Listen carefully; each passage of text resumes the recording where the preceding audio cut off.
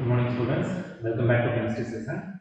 The last session, we learned about solution and its properties from chapter 1. In this session, we are going to learn about suspension and colloidal solution and its properties. Before we enter into the lesson, let me recall shortly about solution and its properties that we learned in the previous class. The topic we learned solution. So solution is defined as a homogeneous mixture of two or more chemically non-reacting substances. So the substances mixed physically, not chemically. Okay. So whose composition can be varied within limits. And second one, the particles of a solution are smaller than 1 nanometer. Okay, the particle size is less than 1 nanometer. Nanometer, which means 1 into 10 to the power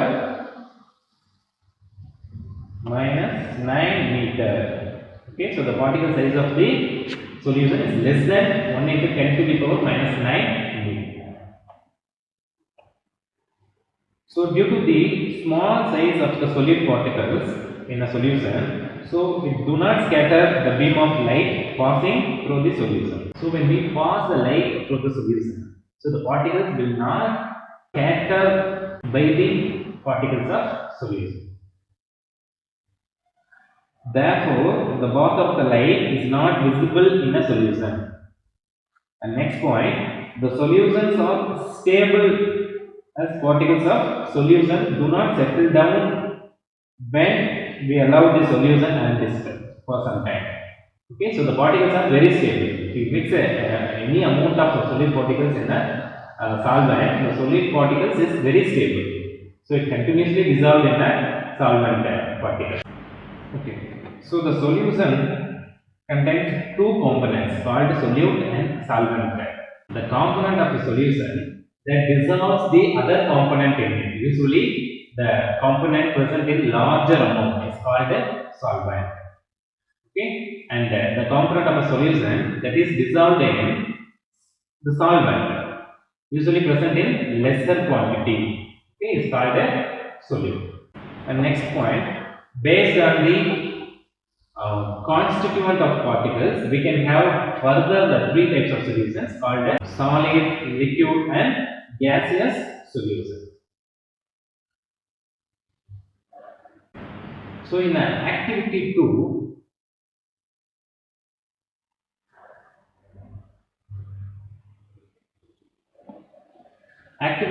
we did in the last class, we observed that group A and B, we obtained from different states of solution. Okay, so you can see here the sample A and B, we get different states of solution. So we understand from this activity that in a solution the relative proportion of solute and solvent can be varied. So the concentration of solution is defined as amount of solute present in a given amount of the solution. Okay, and the next one, depending upon the amount of solute present in a solution, it can be called a dilute, saturated, or concentrated solution. Okay, so the dilute and concentrative are comparatively similar terms. So the solution obtained from activity 2, the group A is dilute, then group B. Okay, you can see here, group A is dilute, then group B. So the saturated solution which cannot dissolve any more of a solute at a given particular temperature. So in a saturated solution, the amount of solute present in a saturated solution is called as its solubility. Okay, so the solubility of the substances varies with the temperature. Because if we increase the temperature, so the solution will dissolve further more solute. So the solubility of a substance varies with the temperature. The next one, unsaturated solution. So unsaturated solution is a solution which can dissolve some more solute at a given temperature. So even after So it can dissolve further solid particles. So based on the solubility, so there are various ways of expressing the concentration of the solution. But we learned about two methods in this lesson. So the first one, mass by mass percentage of solution, and mass by volume percentage of solution. Okay, so these two methods only we are learned in this lesson.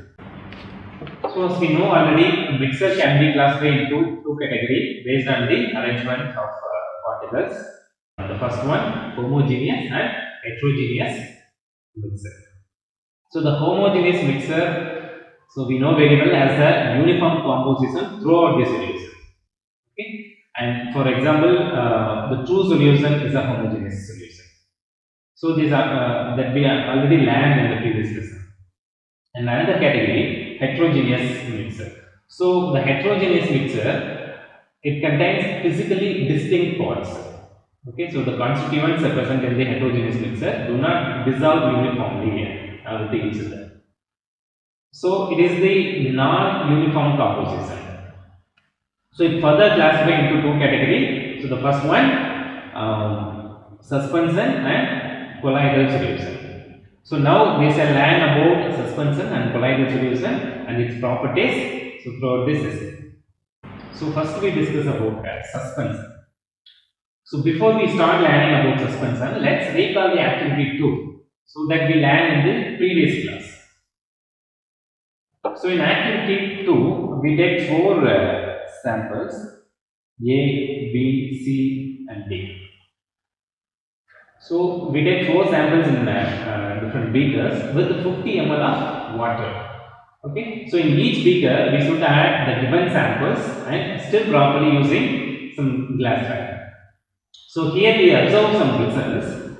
In beaker C, you can see beaker C. So we add chalk powder or wheat flour, okay, with the 50 ml of water. So the particles of all the components are not mixed properly in group C, and the particles are visible to our naked eye. Okay, we can see the particles, okay, through our naked eye.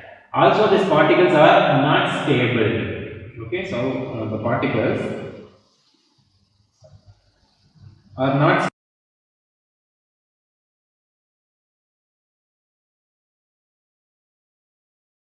So all this confirms the sample C, chalk powder or wheat flour mixed with 50 ml of water is a suspension.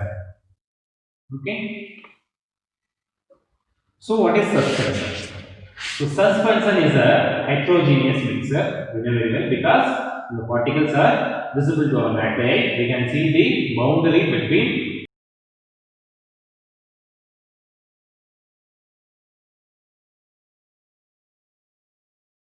more substances in which the solid particles do not dissolve in a with the solvent, but it remains suspended throughout the bulk of medium. So it do not dissolve properly or it do not dissolve uniformly with the solvent particles, but it remains suspended throughout the bulk of the medium. So this is the suspension. So example, sand in water, chalk powder in water, and the smoke coming out of chimney. So the smoke contains not only air, so it also contains some dust particles and carbon particles. Okay, so it is also a suspension. Both colloidal solution and solution, true solution, is not visible to our naked eye because the particle size of filtration method. So the simple filtration physical method, we can easily separate the solid particles. In the filter paper, the solid particles easily filtered and settled down on the filter paper because of the high size of the big size of the particles. And fourth point, the solute particles settle down and the solution is unstable. So due to the unstable nature of solid particles and suspension, it is easily settled down while we are filter, or if we keep undisturbed for some time, okay, it will easily settle down at the bottom. And the last point, the solute particles scatter light and the path of the light is visible. So, for example, if we pass the light through the solution, the suspension solution, the particles, we know very well, it's very big. Okay, so the particle size is very big than the particles of light. So, it can easily scatter the light of the scatter the particles of light, and the light is visible to our samples. Okay, so when we pass light through the all samples from A to B through a torch, so we observe some results. The particles of beaker D alone, okay, beaker D, the particles of beaker D can scatter a beam of light easily due to the particle size. So the colloidal particle size actually is not visible to our naked eye. Okay, it is not enough to see our naked eye, but it is enough to scatter the light of scatter the particle of light. It is the particle size is bigger than the particle size of light, so it can scatter the particles of light. So it confirms the beaker D. The beaker D is colloidal solution. So the colloidal solution, the size of the particles lies between the true solution and suspension. Okay, for true solution, the particle size is less than 1 nanometer. Okay, so for true solution, the particle size is less than 1 nanometer, but the colloidal solution, the particle size of colloidal solution is lies between true solution and the suspension. So its size is between 1 nanometer to 1000 nanometer.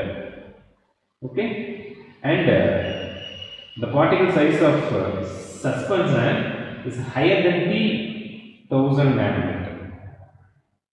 And due to the relative smaller size of the particles, the mixture appears homogeneous. In colloidal solution, due to the small size of the particles, the solution appears homogeneous. Okay, homogeneous. But actually, the colloidal solution is a heterogeneous mixture because it scatters the light of scatter the particles of light. Okay.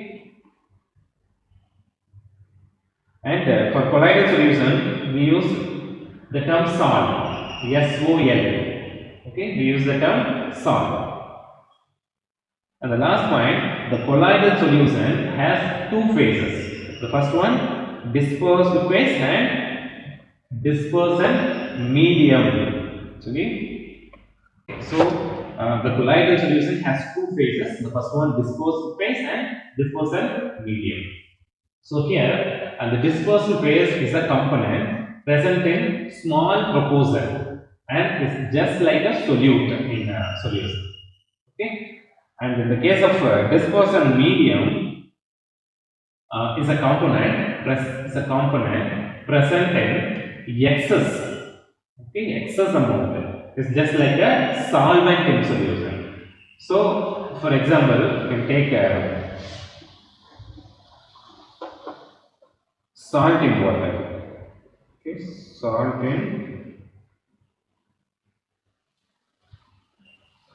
salt in water. Here, water is the dispersion medium. Okay, because water dissolves the salt in it. So, water is the dispersion medium and salt is the dispersed phase because salt is dissolving in water. So, it's a dispersed phase. Okay. The properties of colloids.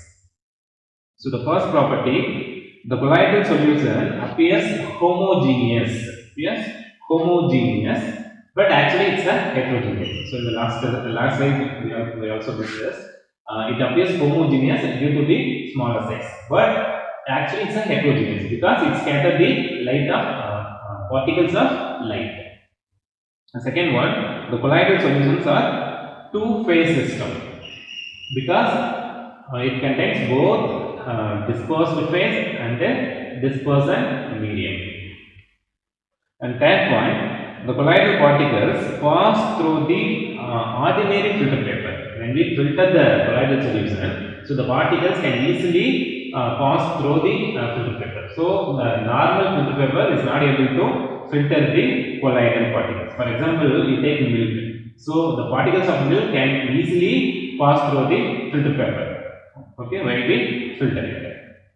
So we need some special filter paper to filter colloidal solution, like Wattman filter paper. Okay. On the next point, the colloidal particles carry charge. So due to the charge of the colloidal particles, it has many many applications.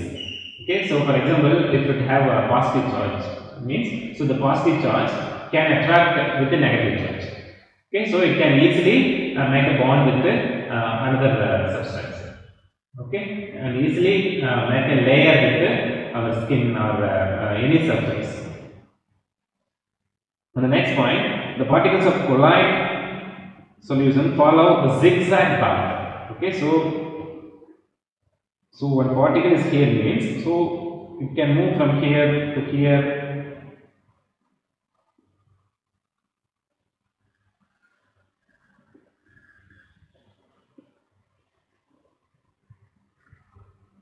Okay, so like this, the particles are move zigzag. Okay, it can move from one place to another place in a zigzag mode. Okay, it is also called a Brownian motion.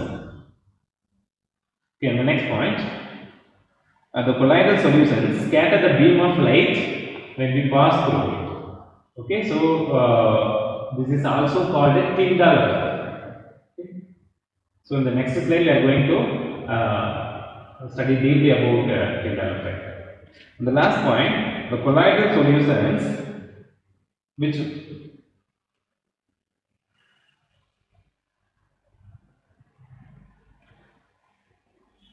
the colloidal solutions,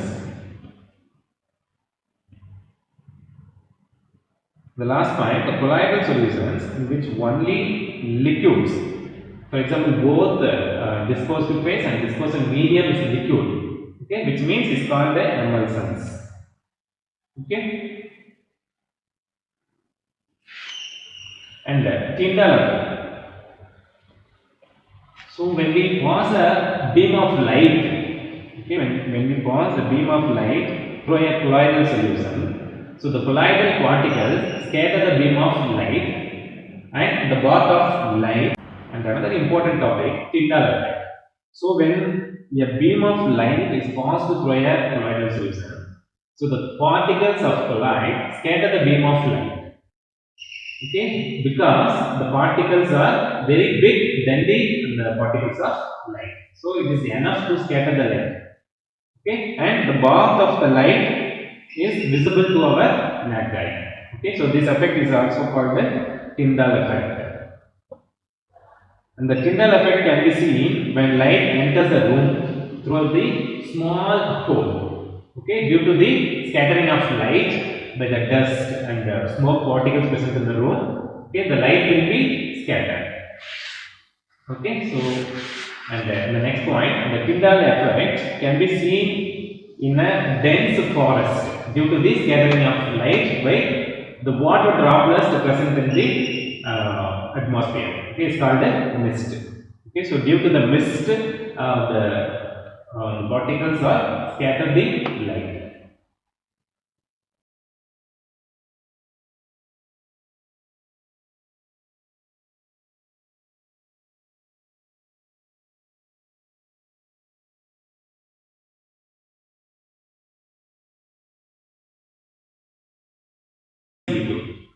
Okay, so which produce solid salt.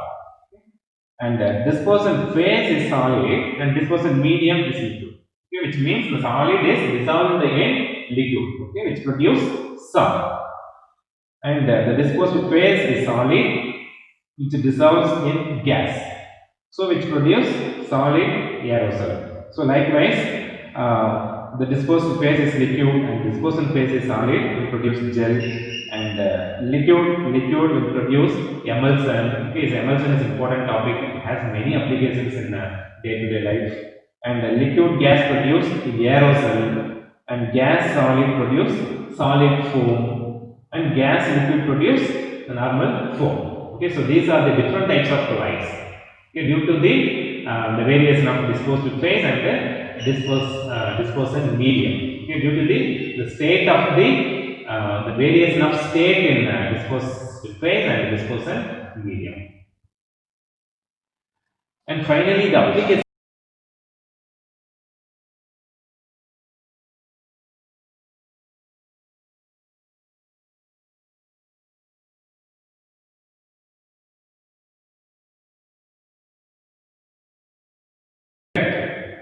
can be immediately stopped by applying some colloidal solutions like alum and ferrichlor. Okay, so alum actually its formula KAlSO4 twice dot 12H2O. Okay, this is the formula of alum. Okay, so actually here what happened is the blood contains negatively charged particles. Okay, so on the another hand, the alum contains aluminum 3 plus. Okay, so the positive charged particles. Okay, so on applying the alum and plus wound, okay, in colloidal form, the coagulation will carry out. Okay, between negatively charged blood and positively charged aluminum. So particularly in colloidal form, so our body will easily absorb. So the reason is, so usually the medicines in colloidal form are more effective. Okay, and can easily absorb by the body. So the reason is they have large surface area. Okay, when it is in a colloidal state, it has large surface area and it can easily assimilate on our body. Okay, so the colloidal particles have more surface area than the normal true solution. So it can easily absorb on the body than the normal true solution. Another point, soaps clean the dirt cloths due to the formation of colloidal solutions.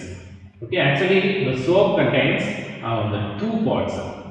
So the first one, ionic hydrophilic part. Okay, in one end it have ionic hydrophilic part and another end it has non-ionic, that is non-polar hydrophobic end. Okay, it contains long chain hydrocarbon. Okay, so the non-polar end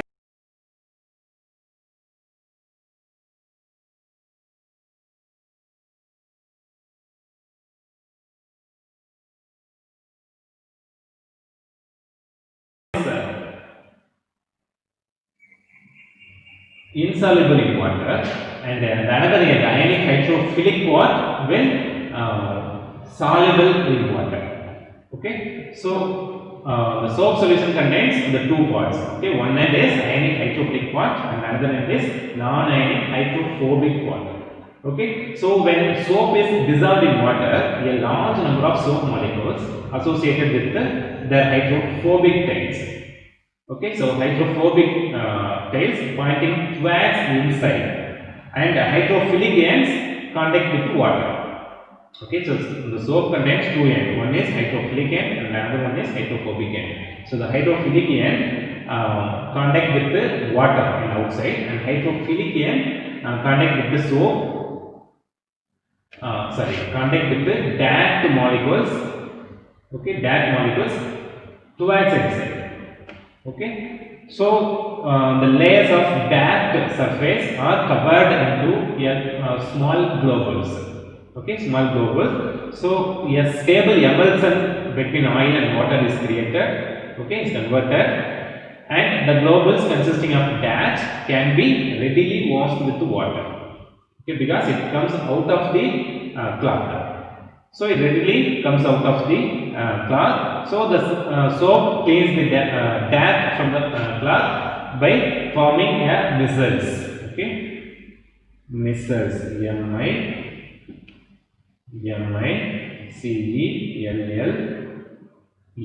micelles. Okay, and the next application, sky appears in blue in color. Okay, sky appears blue in color. So the reason is gases and particles in Earth's atmosphere scatter the sunlight in all directions. Okay, so the blue light is scattered more than the other colors because it travels in shorter wavelength. Okay, it travels in smaller wavelengths. So this is why we see a blue sky most of the time. Okay, so due to the scattering of the shorter wavelength, blue color is the shorter wavelength. Okay, from the sunlight, so it is easily visible by the particles. And another point, this is also used in the protection of rubber. Protection of rubber. So the rubber can be produced from both synthetic and natural sources. For example, the white sap, the white liquid, okay, we obtain from the trees, okay, which is used in commercially to produce the rubber.